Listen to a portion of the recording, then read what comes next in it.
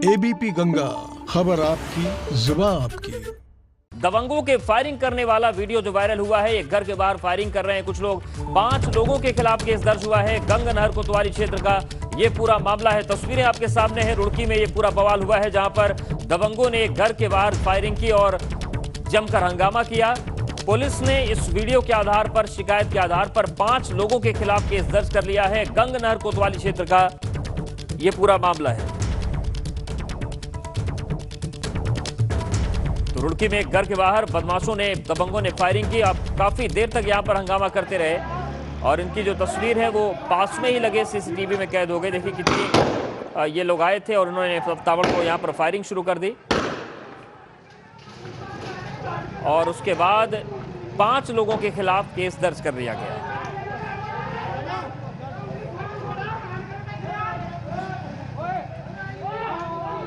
दबंगों के फायरिंग करने का वीडियो वायरल हो रहा है और इसी वीडियो के आधार पर पुलिस अब इनकी पहचान कर रही है और कार्रवाई का दावा किया जा रहा है। देखिए कितनी देर तक हंगामा होता रहा, यहां पर गाली गलौज होती रही, फायरिंग भी हुई। और उधम सिंह नगर में प्रेमिका को लेकर 2 प्रेमी भिड़ गए। दोनों के बीच जमकर मारपीट हुई। दोनों की लड़ाई देखकर भीड़ का जमावड़ा लग गया। मारपीट का ये वीडियो भी वायरल हो रहा है।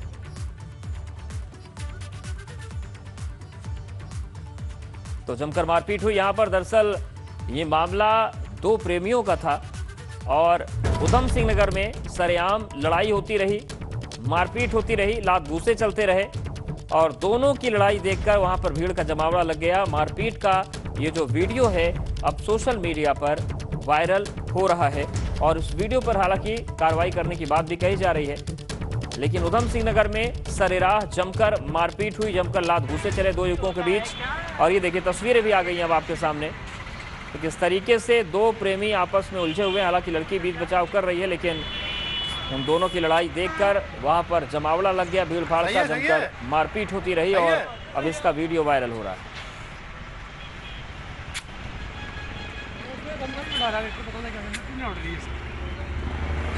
उधम सिंह नगर की तस्वीर है जहां पर 2 युवक आपस में झगड़ने लगे, सरेराह जमकर मारपीट हुई और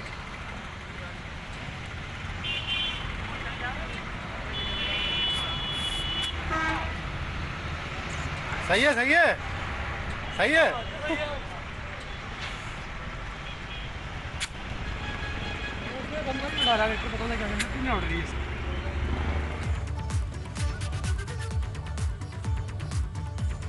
आज हुई त्रिवेंद्र कैबिनेट में 4 मुद्दों पर मुहर लगी। स्वच्छ भारत मिशन के नए नियमों में संशोधन किया गया। सांसद और विधायक के नामित प्रतिनिधि सदस्य होंगे। जल जीवन मिशन के तहत 97 पदों को स्वीकृत किया गया है। उत्तराखंड पुलिस सेवा में निरीक्षक और उप निरीक्षक सेवा नियमावली में संशोधन हुआ है। साथ ही विधानसभा सत्र गैरसैंण में होगा जो 1 मार्च से 10 मार्च के बीच होगा। 4 मार्च को बजट पेश होगा।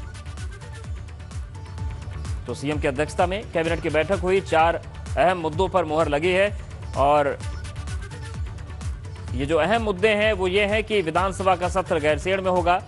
स्वच्छ भारत मिशन के नियमों में संशोधन किया गया है। सांसद और विधायक के नामित प्रतिनिधि सदस्य होंगे। जल जीवन मिशन के तहत 97 पदों को स्वीकृत किया गया है।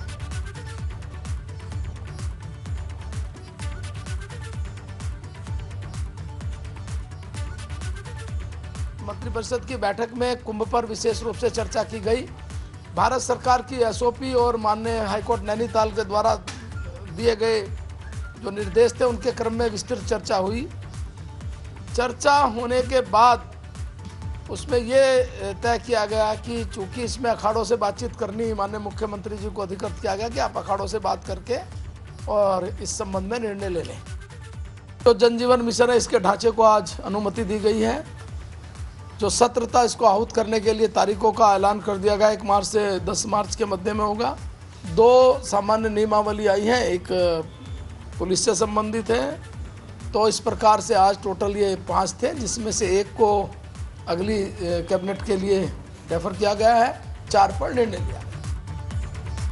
मुख्यमंत्री त्रिवेंद्र सिंह रावत ने गांधी शताब्दी अस्पताल में आईसीयू का लोकार्पण किया। साथ ही आपातकालीन सेवा 108 के बेड़े में 132 नई एम्बुलेंस को हरी झंडी दिखाई। रिपोर्ट देखिए।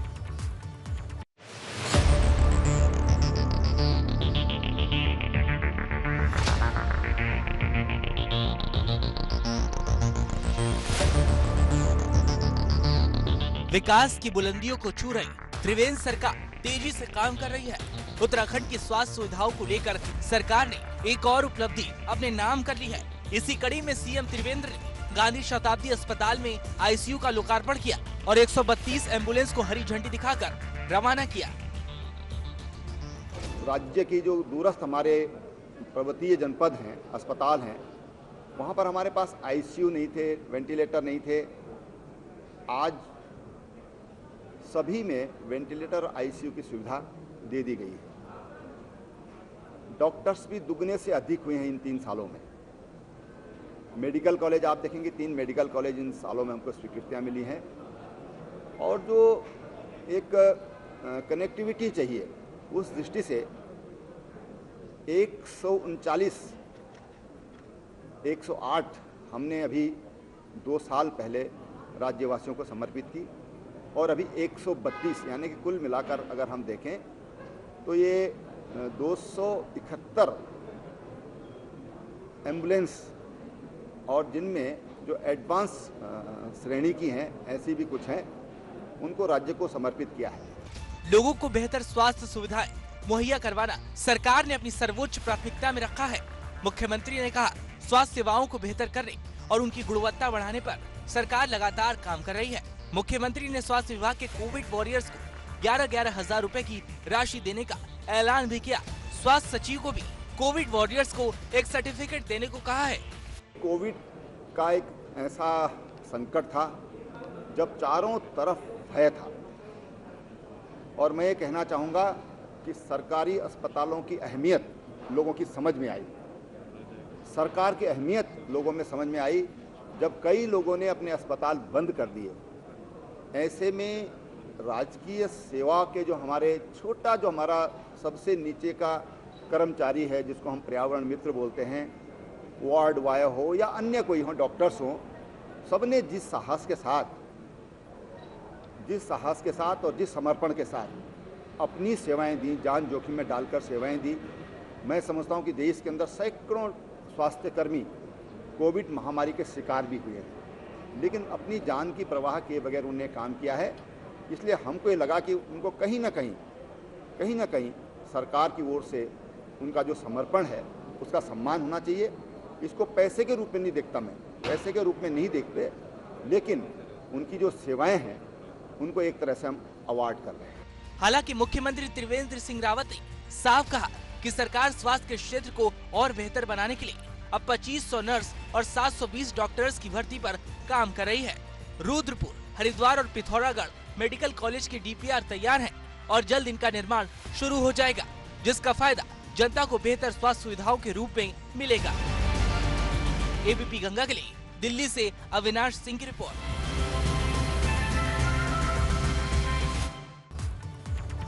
उत्तराखंड के लिए 2 एक्सप्रेस ट्रेनों की रेलवे बोर्ड से मंजूरी के बाद अब उनका नामकरण भी हो गया है। नई ट्रेनों का नाम सिद्धबली और पूर्णागिरी होगा। बीजेपी नेता और राज्यसभा सांसद अनिल बलूनी ने नाम प्रस्तावित किए थे। बलूनी ने बताया कि इन ट्रेनों का संचालन फरवरी महीने के अंत तक हो जाएगा। कोटद्वार दिल्ली के बीच शुरू होने वाली ट्रेन का नाम सिद्धबली जनशताब्दी एक्सप्रेस रखा गया है। इसकी खास वजह है कि कोटद्वार में सिद्धबली पीठ स्थापित है और लाखों श्रद्धालु देश के कोने कोने से यहाँ दर्शन करने आते हैं। इस धाम का अपना धार्मिक महत्व है।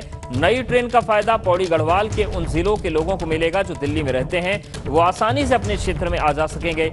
ये ट्रेन पलायन रोकने में भी मदद करेगी।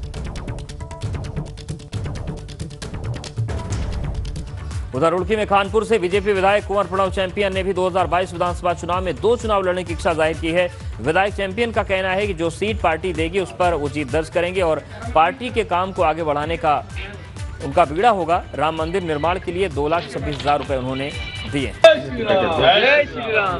जो पार्टी कहेगी, हमने अपनी अर्जी लगा दी है कि हम 2 चुनाव लड़ने के इच्छुक हैं। जो सीट हमें पार्टी देगी हम उस पर सहर्ष स्वीकार करके संघर्ष करेंगे और जीत करके देंगे 2 सीट। पुरुषोत्तम श्री राम जी के मंदिर के निर्माणार्थ हमने सपरिवार समर्पण निधि में जो योगदान दिया अपने परिवार का 2,26,000 रुपये। उधर कांग्रेस ने भी उत्तराखंड में होने वाली आगामी विधानसभा चुनाव की तैयारियां तेज कर दी हैं। प्रदेश कांग्रेस ने चुनावी जीत हासिल करने के लिए अब पदाधिकारियों को अहम जिम्मेदारी सौंपी है, जिसमें 2022 का रण जीता जा सके। पौड़ी में कांग्रेस परिवर्तन रैली के जरिए घर घर जा रही है और सरकार की नाकामियों को गिनाकर अपना परचम बढ़ा रही है। पौड़ी जिले की 6 विधानसभाओं के लिए विधानसभा प्रभारी नियुक्त कर दिए गए हैं, जबकि जिले का प्रभारी और पूर्व मंत्री राजेंद्र भंडारी को बनाया गया है। एक बहुत बड़ा चेहरा है। हरीश रावत जी एक बहुत बड़े नेता है हमारे उत्तराखंड में उनके बराबर कोई नेता नहीं है। बहुत बड़ा उनका व्यक्तित्व है, बहुत बड़ा व्यक्तित्व है। और कल जो भी पार्टी निर्णय करती है, पार्टी क्यों नहीं जानती भाई किसका व्यक्तित्व ठीक है, किसके पीछे हम लोग जीत सकते हैं, कौन हम पार्टी को सत्ता में ला सकता है, ये तो आने वाला समय बताएगा। कांग्रेस तो प्रजातंत्र का जो है हमेशा से जो है उसको कबूल करती है, पर भाजपा ने कब कबूल किया है। कैबिनेट दर्जा मंत्री शेर सिंह गढ़िया को कोटगोदाम स्थित सर्किट हाउस में अधिकारियों के साथ बैठक कर केंद्र सरकार और राज्य सरकार की योजनाओं के प्रगति की समीक्षा की। इस दौरान बैठक में न पहुंचने वाले अधिकारियों के प्रति कड़ी नाराजगी जाहिर करते हुए उपाध्यक्ष शेर सिंह गढ़िया ने सीडीओ को ऐसे अधिकारियों पर कार्रवाई के निर्देश दिए।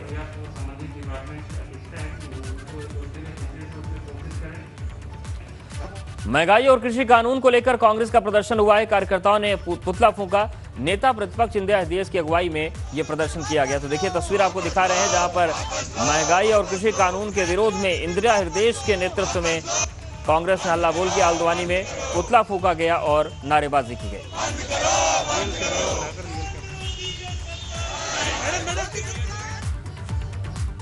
अब आपको 3 और तस्वीरें दिखाते हैं, जहां पर आज कांग्रेस ने मौजूद सरकार के खिलाफ रोष जताया। हरिद्वार, विकासनगर और खटीमा में भी कांग्रेस ने महंगाई को लेकर प्रदर्शन किया। भ्रष्टाचार को लेकर पुतला दहन किया गया और केंद्र सरकार पर आरोप लगाया गया कि किसान विरोधी यह सरकार। मुख्यमंत्री त्रिवेंद्र सिंह रावत ने पुलिस मुख्यालय में अधिकारियों के साथ बैठक की। इस दौरान 2 दिवसीय डीजीपी कॉन्फ्रेंस का शुभारंभ किया गया। इसमें पुलिस की कार्यप्रणाली में सुधार के बारे में चर्चा की गई। मुख्यमंत्री त्रिवेंद्र सिंह रावत का कहना है कि प्रदेश में आईआरबी 3 बटालियन को बनाया जाएगा, जिसे गैरसैंण में तैनात किया जाएगा। प्रदेश के 5 पुलिस लाइन को भी दुरुस्त करने के निर्णय हैं, जिसमें पौड़ी, चमोली, अल्मोड़ा, पिथौरागढ़, टिहरी शामिल है। आपातकालीन स्थिति में पुलिस को हेली सेवा भी दी जाएगी। उन्होंने कहा कि बदमाशों के इनाम घोषित करने के नियमों में बदलाव किया जाएगा। उत्तर प्रदेश की तर्ज पर अब नए नियम यहां भी बनाए जाएंगे। अब ये डीजीपी कॉन्फ्रेंस आज भी जारी रहेगी, जिसमें सभी अधिकारी प्रेजेंटेशन देंगे। ने अपना एक प्रस्तुतिकरण किया है और उसमें पुलिस विभाग ने किस तरह से राज्य की कानून व्यवस्था को मजबूत करने के लिए जो प्रयास किए हैं, जो काम किए हैं, साथ ही उत्तराखंड पुलिस ने जो अपराध निवारण में जो बहुत उल्लेखनीय काम किए हैं, अगर हम देश की तुलना में देखें तो बहुत अच्छे काम उत्तराखंड पुलिस ने किए हैं। तो तमाम चीज़ें उन्होंने यहाँ पर अपने प्रस्तुतिकरण में सामने रखी हैं। दूसरी बात ये कि उनकी आवश्यकताएं क्या हैं, उन पर भी यहाँ पर विशद रूप से चर्चा हो। बड़कोट अपर यमुना वन प्रभाग के मुगरसंती रेंज में हिमरोल गांव के पास पिछले 2 दिन से जंगल में आग फैलती जा रही है और आग का वीडियो हम आपको दिखाएंगे। लपटें इतनी भयावह हैं कि जो मकान उसके करीब हैं वो लोग परेशान हैं। बाल्टियों से पानी से आग बुझाई जा रही है और स्थितियां बेकाबू हैं। वहीं रुद्रप्रयाग और जोशीमठ की भी तस्वीर है, जहां पर जंगलों में लगातार आग फैलती जा रही है। ग्रामीणों को काफी मुसीबतों का सामना करना पड़ रहा है। तो रुद्रप्रयाग, बड़कोट और जोशीमठ आप देख सकते हैं, तीनों ही जगहों पर आग धीरे धीरे जंगल की विकराल रूप लेती जा रही है, लेकिन फिलहाल इस पर अभी काबू नहीं पाया जा सका। और प्रमुख तौर से रुद्रप्रयाग में जिन जगहों पर घर है वहां पर लोग चीख चिल्ला रहे हैं और आग पर काबू पाने की कोशिश कर रहे हैं।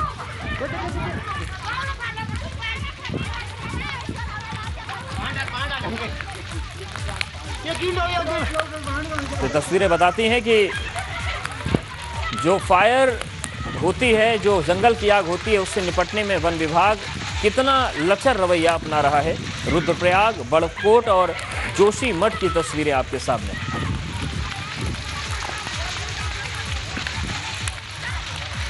तो कुछ जगहों पर गांव वालों ने अपना घर ही छोड़ दिया, कुछ जगहों पर वो आग पर काबू पाने की कोशिश कर रहे हैं।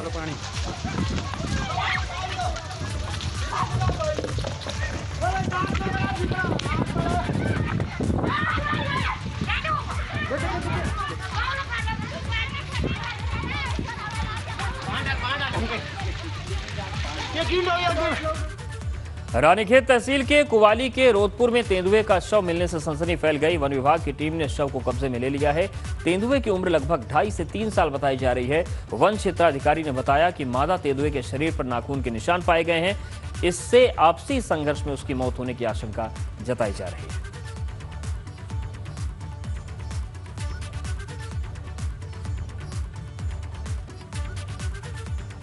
उत्तराखंड में पहाड़ से लेकर मैदान तक ठंड से कांप रहा है। पाले और कोहरे ने लोगों की मुसीबत बढ़ा दी है। ठंड के कारण लोग घर में दुबकने को मजबूर हो गए।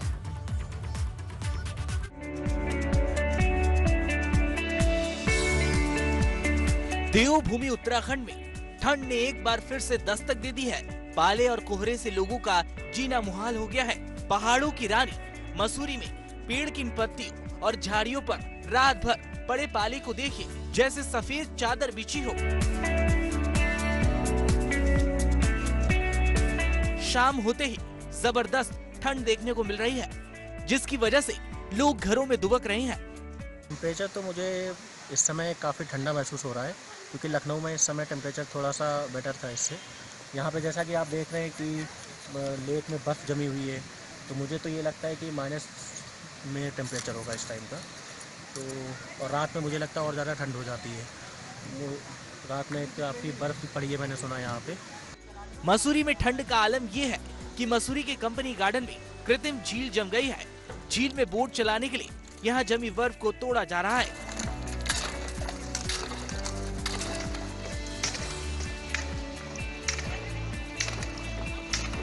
बोट संचालक ने बताया कि ठंड के कारण सुबह के समय कृत्रिम झील जम जा रही है। जमी झील को देखने के लिए यहाँ पर्यटक भी आ रहे हैं। यहाँ का नजारा देखकर पर्यटकों के चेहरे पर खुशी देखी जा रही है। हमने देखा यहाँ पे बहुत ज़्यादा ठंडा है, हमारे यहाँ के अकॉर्डिंग बहुत ज़्यादा ठंडा है। और वैसे सुबह 7 बजे यहाँ पे धूप निकल गई थी, बहुत अच्छी धूप खिलती है सुबह 7 बजे। और ये हम यहाँ पे देख रहे हैं, ये जो लेक है ये आर्टिफिशियल लेक है। यहाँ पे ये जो आप देखिए यहाँ पे कितनी बर्फ जमी हुई है, बहुत भयंकर। लेकिन मज़ा आ गया यहाँ घूमने का, बहुत अच्छी है। पूरा पहाड़ों में घूमते हुए बहुत आनंद लेते हुए हम यहाँ पे आए हैं।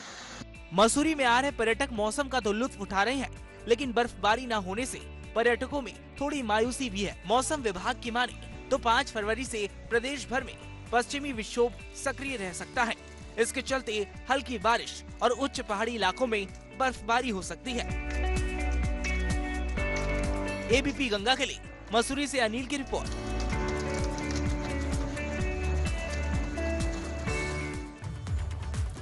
तीन फरवरी से उत्तराखंड में मौसम करवट बदलेगा। ऊपरी पहाड़ी क्षेत्रों में जमकर बर्फबारी होगी, वहीं निचले क्षेत्रों में अच्छी बारिश देखने को मिलेगी।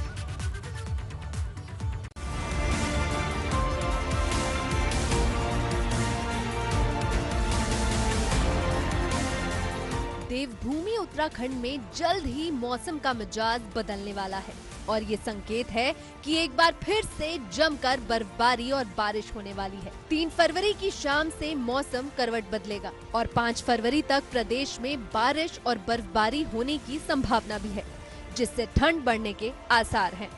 3 फरवरी से देखेंगे आपके जो उत्तराखंड में मौसम में बदलाव आना शुरू हो जाएगा। तो 3 तारीख में तो ये कि आप कह सकते हैं कि बदली छानी शुरू होगी आफ्टरनून या नाइट से। और साथ में जो छुटपुट एक्टिविटी है एका दुक्का जगहों में हल्की बारिश जो है या बर्फबारी हाई रिचेज में जो है वो 3 की रात को गढ़वाल क्षेत्र में वो मिल सकती है। लेकिन जब आप 4 और 5 तारीख में जाएंगे फरवरी में, तो आप देखें जो एक्टिविटी है मौसम की वो बढ़ेगी। तो आप ये कह सकते हैं कि 4 और 5 तारीख को जो है अच्छी बारिश और बर्फबारी वो प्रदेश में मिलने वाली है। मौसम विभाग ने बताया कि 2200 से 2500 मीटर तक की बर्फबारी हो सकती है। इसके साथ ही मैदानी इलाकों में ओलावृष्टि की भी संभावना है। हरिद्वार, उधम सिंह नगर, पौड़ी और नैनीताल जिले में ओलावृष्टि हो सकती है। 6 फरवरी से मौसम साफ हो जाएगा और धीरे धीरे तापमान में बढ़ोतरी होने लगेगी। जहाँ तक बर्फबारी का सवाल है तो वो 2500 मीटर या उससे अधिक ऊंचाई वाले जो क्षेत्र हैं 4 तारीख को वहाँ पर देखने को मिलेगी। लेकिन जब आप 5 की सुबह या 5 की बात करेंगे तो ये जो हाइट है थोड़ा कम हो जाएगी। आप ये कह सकते हैं कि 2200 मीटर या उसके आसपास तक जो है जो बर्फबारी है वो 5 तारीख को देखने को मिल जाएगी। तो 2 दिन 4 और 5 को अच्छी एक्टिविटी प्रदेश में मौसम की है। तो किसानों के लिहाज से भी बहुत अच्छा है। उनके लिए जो बारिश की अभी तक कमी हो रही थी और फसल को बहुत ज़रूरत इस समय शायद बारिश की जो है वो है, तो उसमें जो कहीं ना कहीं वो भरपाई करेगा, तो ये अच्छी स्पेल एक मिलने वाली है। हालांकि अगर मौसम बदला तो एक बार फिर से पहाड़ी इलाकों में ठंड बढ़ जाएगी, तो वहीं बारिश होने से किसानों के लिए फायदेमंद साबित होगा, क्योंकि लंबे समय से प्रदेश में बारिश नहीं हुई है। ऐसे में किसानों का खेती के लिए बारिश का इंतजार भी खत्म हो जाएगा। एबीपी गंगा के लिए देहरादून से रवि कैंतुरा की रिपोर्ट।